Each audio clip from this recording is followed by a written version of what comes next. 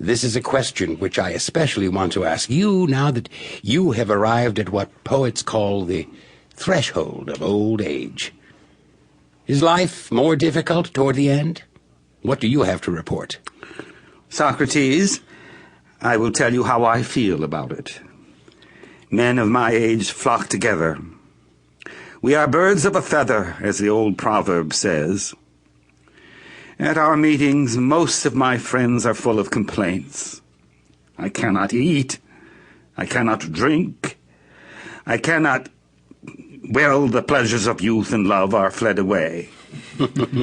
Once we had good times, but now all that is gone, and life is no longer life. Some complain that their relatives have neglected them.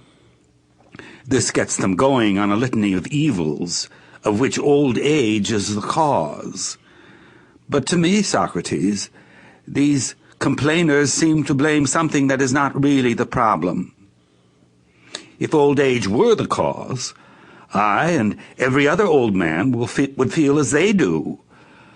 But this is not my own experience, nor that of others I have known.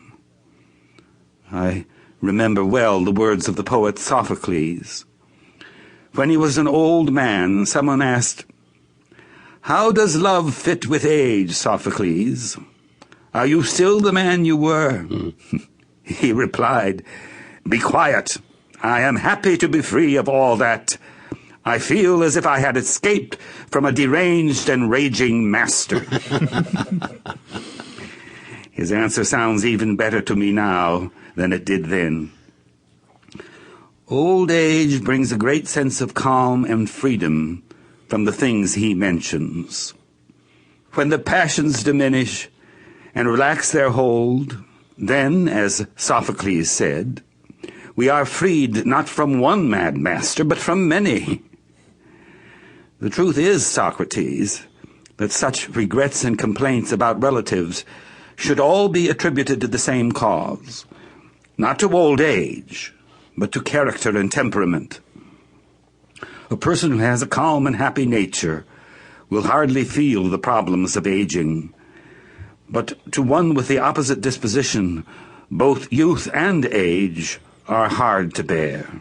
I admire your words, Cephalus, but I suspect that most people are not convinced. They think that you bear old age so well, not because of your happy disposition, but because you are rich. Wealth, they say, brings many consolations. You are right. They are not convinced. And there is something in what they say, but not as much as they imagine.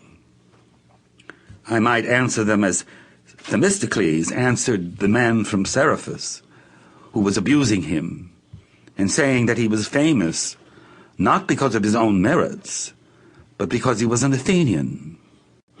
If you had been a native of my country, or I of yours, neither of us would have been famous. To those who are not rich and are troubled by old age, I would make the same reply.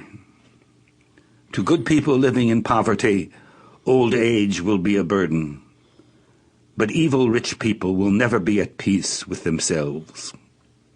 May I ask, Cephalus, whether you inherited your fortune or earned it? Well, Socrates, that's hard to say, because both are true. Well, let me put it this way. In the art of making money, I am midway between my grandfather and father. My grandfather, whose name I bear, doubled or tripled what he inherited, which is pretty much what I have now. But my father, Licinius, reduced the property. I will be satisfied if I leave to my sons a little more than I received. That's why I asked the question. I see that you do not have excessive love for money, which is a characteristic of those who have inherited their fortune rather than earned it. In addition to the natural love of money for its use, those who make their own fortune have a second love of money, because they created it themselves, resembling the affection authors have for their own poems or parents for their children. As a result, they are bad company because they measure the value of everything in terms of wealth. You are right, Socrates. May I ask another question? What is the greatest benefit you have gained from your wealth? Well, it's a benefit about which I would not easily convince others.